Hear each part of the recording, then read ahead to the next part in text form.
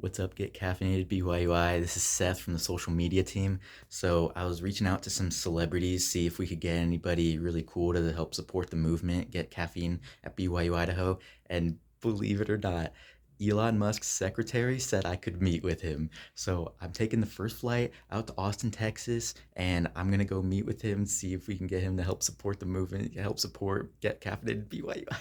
It's gonna be so crazy.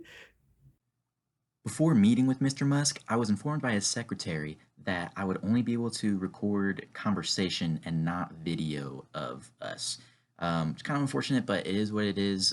As long as we got the audio of him helping us with the cause, I think it's a win. Good morning, Mr. Musk, and thank you for allowing us to speak to you on such short notice. I understand you have an interesting take regarding caffeinated drinks on the campus of BYU-Idaho. Can you tell us more about that?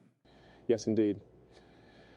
First of all, let me say that I have great respect for the values and traditions upheld by BYU-Idaho. However, I believe it's important to adapt and evolve with the changing times. Caffeinated beverages have become an integral part of many people's lives, providing them with the energy and focus they need to excel in their daily tasks. Of course. So why do you think it's important to have caffeinated drinks specifically on the campus of BYU-Idaho? Well, BYU-Idaho is a renowned educational institution, and it's crucial to create an environment that caters to the needs and preferences of the students and staff. By allowing caffeinated drinks on campus, we can offer a wider range of beverage options to accommodate the diverse tastes and preferences of the campus community. Some may argue that caffeine is not aligned with the values and principles of BYU-Idaho. What would you say to those who express concern about this? I understand and respect the concerns of those who believe that caffeine might be incongruent with the values of BYU-Idaho. However, it's important to remember that times change and institutions must adapt to meet the needs of their students and staff. Allowing caffeinated drinks on campus doesn't necessarily compromise the core values of the institution.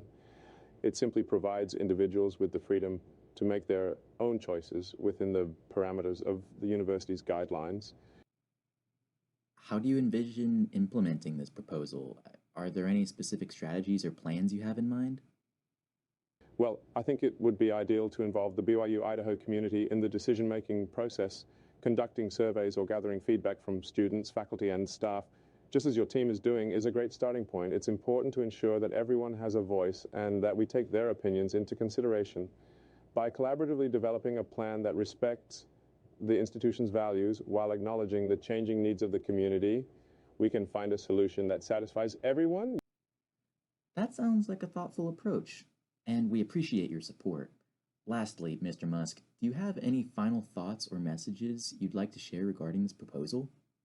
Yes, change is a constant in life, and it's essential to embrace it while staying true to our core principles.